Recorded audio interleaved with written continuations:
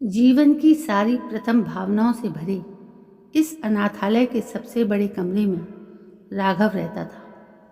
वो भी साधारण व्यक्तियों की तरह एक दफ्तर में नौकरी कर अपना राशन पानी संभाल लेता था। उस अनाथालय की पूरी व्यवस्था का भार वैशाली और निर्मला पर था। वैशाली और राघव बड़े अच्छे मित्र थे। राघव के इस गांव में 1 वर्ष पहले आया था। एक दिन जब वैशाली अनाथालय के बच्चों को शिक्षा प्रदान कर रही थी, तब उसकी नज़र राघव के कमरे पर पड़ी, जिससे रोशनी आ रही थी। वैसे तो राघव वैशाली के सुबह उठने से पहले ही दफ्तर के लिए निकल जाता था और साय देर से आता था। अगर राघव दफ्तर गया है तो फिर कमरे में कौन है? ये सवाल वैशाली के दिमाग में खटका। उसने पढ़ाई को रोका, बच्चों की छुट्टी की और राघव के कमरे की तरफ बढ़ी। कमरे की सिटकनी अंदर से बंद थी। उसने दरवाजे पर कान लगाकर सुनने की कोशिश की तो उसे अलमारी खुलने व बंद होने की ध्वनि सुनाई दे रही थी। वैशाली ने बिना सोचे समझे दरवाजा खटखटाया। 2-3 बार लगातार खटखटाने के बाद दरवाजा खुला। वैशाली ने राघव का सकपकाया हुआ चेहरा देखा। अरे तुम आज बड़ी जल्दी उठ गई? राघव ने अपनी आवाज़ को काबू में लाने की कोशिश करते हुए बोला। आज माँ की थोड़ी तबीयत खराब थी तो मुझे बच्चों को पढ़ाना था, इसलिए जल्दी उठी। तुम क्या कर रहे हो ऐसे चोरों की तरह अपने कमरे में घुसकर? अरे अरे वो आज शर्मा जी ने छुट्टी दे दी, राघव ने बोला। वैशाली को पता चल चुका था कि दाल में कुछ काला है। तुम अभी भी झूठ बोलना नहीं सीख पाए हो। ये कहते हुए वैशाली राघव को धक्का देकर कमरे में घुस आई। वो तो ऊपर वाला ही जानता है, राघव ने खुद से कहा। वैशाली कमरे में घुसी तो उसने एक अजीब दृश्य देखा। कमरे का सारा सामान उथल पुथल था और एक बड़ा कपड़े का बैग जमीन पर रखा था। बैग को दूर से देखने पर वैशाली को कुछ कपड़े व किताबें दिखी। राघव की अभी भी सांस फूल रही थी और उसके दोनों हाथ पीछे थे। ध्यान से देखने पर वैशाली ने देखा कि उसने अपने हाथों में कुछ दबा रखा है। तुम्हारे हाथों में क्या है? वैशाली ने पूछा। राघव ने उस पर ध्यान नहीं दिया और बैग में बाकी सामान डालने में जुट गया। वैशाली चौंक उठी। उसने राघव का इतना अजीब रूप आज तक नहीं देखा था। अब राघव और वैशाली आमने सामने खड़े थे। तुम फिर से अनाथालय छोड़ने की सोच रहे हो? वैशाली ने पूछा। राघव ने अपना मुंह झुका लिया। आज तो तुम्हें मुझे सारी बात बतानी ही पड़ेगी। इतने दिनों से मैं देख रही हूं कि तुम किसी वजह से परेशान हो। हर 2-3 दिन छोड़ के तुम्हें यहाँ से जाने का भूत सवार होता है। आखिर क्या बात है? वैशाली ने एक सांस में पूछा। कुछ नहीं, बस मेरा बनारस ट्रांसफ़र हो गया है। अच्छा, अचानक से? वैशाली ने ऊंचे स्वर में कहा। अरे पता नहीं, शर्मा जी कुछ भी करते रहते हैं, बड़े अजीब हैं। राघव के चेहरे पर ऐसे भाव थे जैसे वो एक जंग से हार कर आया हो। उत्तर सुनने के बाद भी वैशाली कमरे के बाहर नहीं जा रही थी। कुछ देर और इंतजार करने के बाद राघव ने पूछा, तुम्हें और कोई कुछ पूछना है? वैशाली उस बैग से एक कदम पीछे हटी और उसने पूछा, मेरा पहला सवाल ये है कि तुम अपने हाथों में क्या छुपा रहे हो? तुम्हारे इस सवाल का उत्तर ही सारे सवालों का जवाब दे देगा। वैशाली को कुछ समझ नहीं आया। राघव अपने बिस्तर पर बैठा और वैशाली को भी बैठने की इजाज़त दी। वैशाली ने देखा कि राघव के हाथ में इतने वक्त से एक तस्वीर थी जिसको उसने बैठने के बाद उसके अपने पीछे रख दिया था। ये बात 1 वर्ष पुरानी है। जब मैं इलाहाबाद में नौकरी करता था, मैं एक साधारण सिल्क साड़ी के विक्रेता की दुकान पे सेल्समैन था। हमारी दुकान पूरे इलाहाबाद में प्रसिद्ध थी।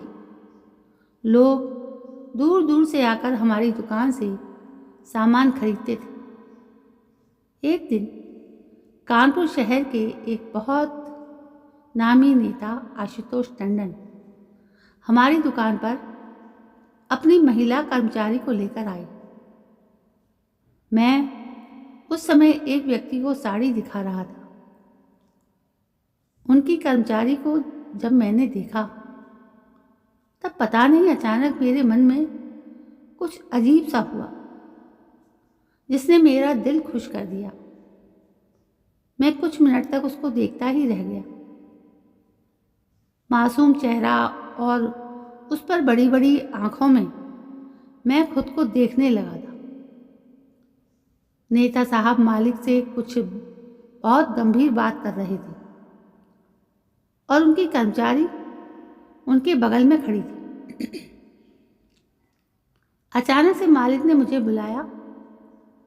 मैं दौड़ते हुए उनके पास गया। राघव, ये हैं टंडन जी। इन्हें अपनी बहन की शादी के लिए लहंगे देखने हैं और इनको इलाहाबाद दर्शन कराने की जिम्मेदारी भी तुम्हारी। मालिक ने मेरे कंधे पर हाथ रखते हुए कहा। पहली बार मुझे एहसास हुआ कि 1 साल की मेहनत का फल मुझे आज मिल गया। मैंने सोचा कि मालिक से इलाहाबाद दर्शन की तारीख पूछ लूं, पर पता नहीं उस समय कुछ अजीब सी झिझक ने मुझे रोक दिया। 2 दिन तक मैं दुकान पर लहंगे अलग करता रहा और उस महिला कर्मचारी के बारे में सोचता रहा। तीसरे दिन जब मैं अपनी मोटरसाइकिल से दुकान पहुंचा तब मैंने देखा कि एक सफ़ेद रंग की मारुति दुकान के बाहर खड़ी हुई है। दुकान के अंदर जाने से पहले ही मैंने शीशे से वो 2 आंखें पहचान ली थी। मैं दुकान के अंदर गया और मालिक ने मुझे चाबी थमा दी और टंडन जी को ले जाने का आदेश दिया। मैं बाहर गया और टंडन जी के लिए गाड़ी का दरवाज़ा खोला। मैं गाड़ी चला रहा था। मेरे बगल वाली जगह पर वो महिला कर्मचारी और पीछे टंडन जी बैठे थे। मेरी आंखों में उस पीली साड़ी की चमक आ रही थी और उस गोरे मुख को देखने को मेरा जी तड़प रहा था। लेकिन पीछे टंडन जी को देख मेरी रूह कलप जाती। अचानक टंडन जी ने मुझसे पूछा, अभी हम किस तरफ जा रहे हैं? टंडन जी की आवाज़ में बहुत क्रोध था। संगम की तरफ, मैंने धीमे स्वर में उत्तर दिया। उनकी क्रोध भरी ध्वनि सुनकर तो मेरा शरीर कांप गया था। उसे देखकर उनकी कर्मचारी के मुख पर हंसी आई, जो मैंने अपनी बाईं आंख के एक कोने से देख ली थी। इससे पहले कि नेताजी कुछ और बोलते, उनके फोन की घंटी बजी। वो फ़ोन पे बात करने में व्यस्त हो गए। उनके साथ एक दिन रह के देख लीजिए, क्रोध की आदत अपने आप पड़ जाएगी। मौके का फ़ायदा उठाते हुए उनकी कर्मचारी ने कहा। इतनी मीठी ध्वनि सुनकर मेरे मुंह से कुछ न निकला। मैं बस हल्का सा हंस दिया। कुछ देर तक हम दोनों ने कुछ नहीं बोला। टंडन जी अभी भी फ़ोन पर लगे हुए थे। कुछ मिनट की और शांति और हम संगम पहुंच गए। मैंने टंडन जी के लिए तुरंत उतर के दरवाज़ा खोला और उनको इस जगह के इतिहास के बारे में बताने लगा। मैं उन्हें किले की तरफ ले ही जा रहा था कि मैंने देखा कि उनकी महिला कर्मचारी किसी व्यक्ति से दूर खड़े परेशान स्वर में बात कर रही है। मेरा मन उसकी तरफ खिंच गया।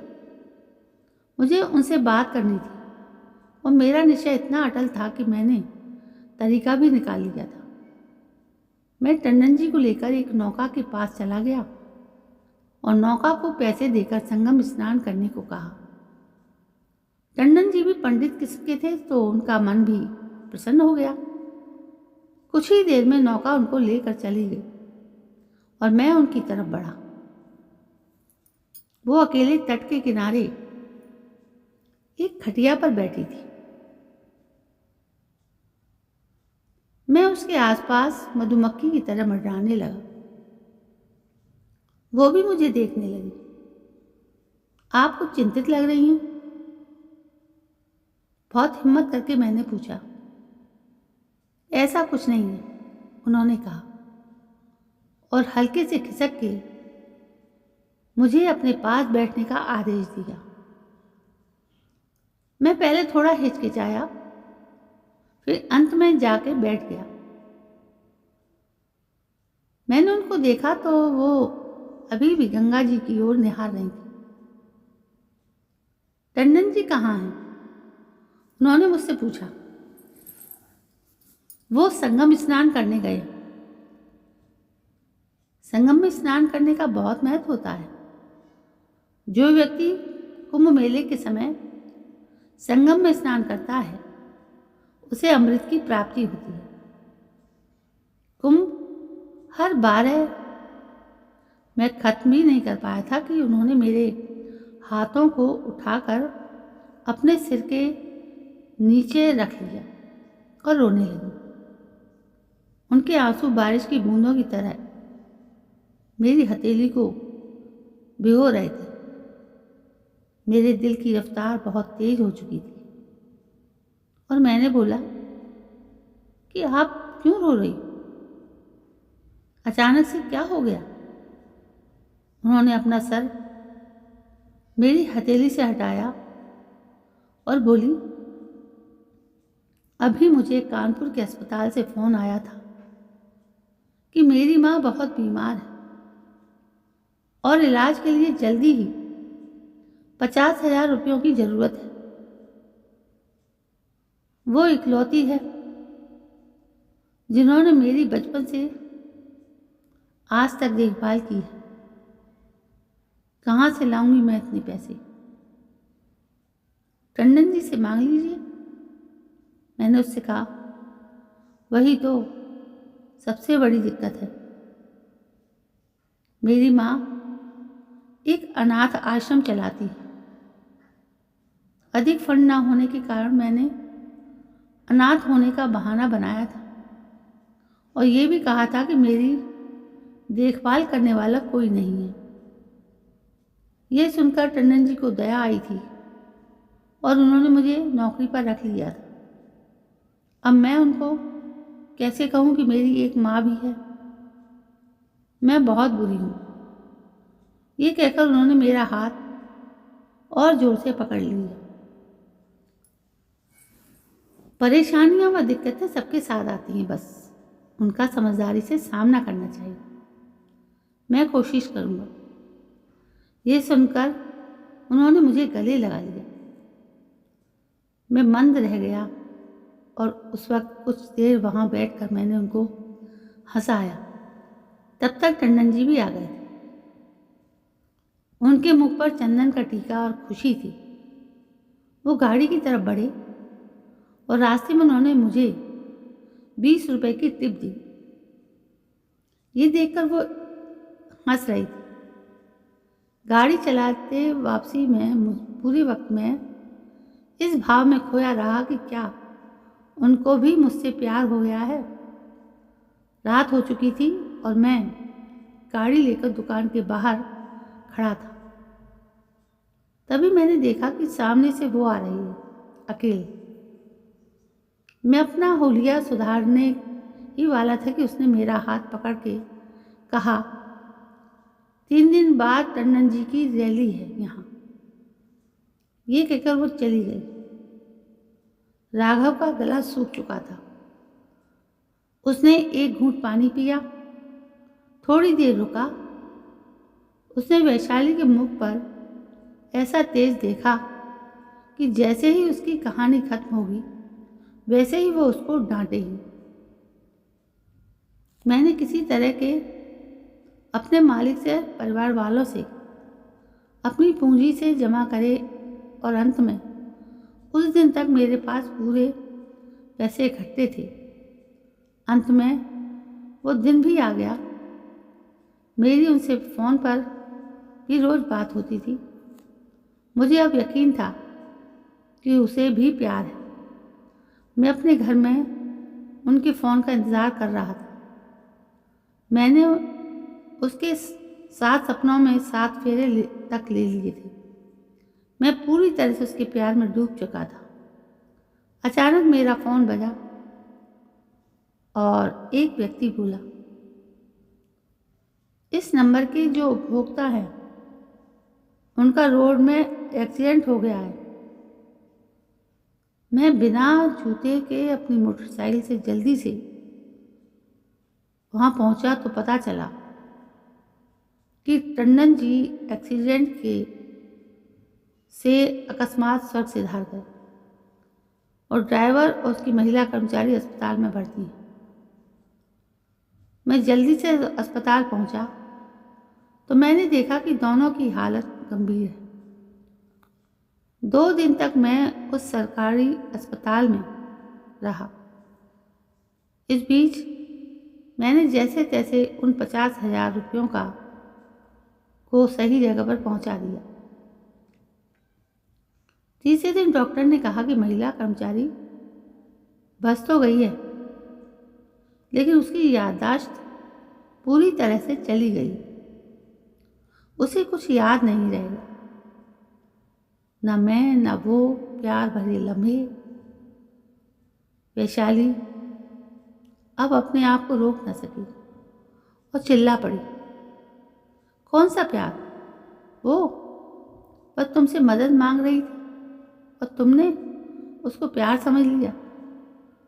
अगर लड़की हाथ पकड़ ले तो इसका मतलब प्यार हो गया। कितनी नीच सोच है तुम्हारी राघव। राघव भी अपने आप को ना रोक सका और उसके आंसू बहने लगे। उसने रुमाल से अपने आंसू पोंछे। वैशाली को भी एहसास हुआ कि उसने कुछ ज़्यादा ही बोल दिया। माहौल को ठंडा करने के लिए वैशाली ने पूछा, ये तस्वीर जो तुम छुपा रहे हो वो उसकी ही है? राघव ने कहा और वो बिस्तर से उठ गया। अपने बैग में बाकी ज़रूरी सामान रखने मौके का फ़ायदा उठाते हुए वैशाली ने वो तस्वीर उठा ली। इससे पहले कि राघव उसे रोकता बहुत देर हो चुकी थी। यही तो मेरी तस्वीर है, वैशाली ने आश्चर्य से कहा। राघव के आंसुओं ने ही सब बोल दिया। तो दोस्तों, ये थी कहानी। आपको कैसी लगी? तो कहानी यदि पसंद आई हो तो लाइक करिए और ज़्यादा से ज़्यादा शेयर करिए। मेरे चैनल को सब्सक्राइब करिए। कल मैं फिर हाजिर होती हूँ। तब तक के लिए जय हिंद, वंदे मातरम।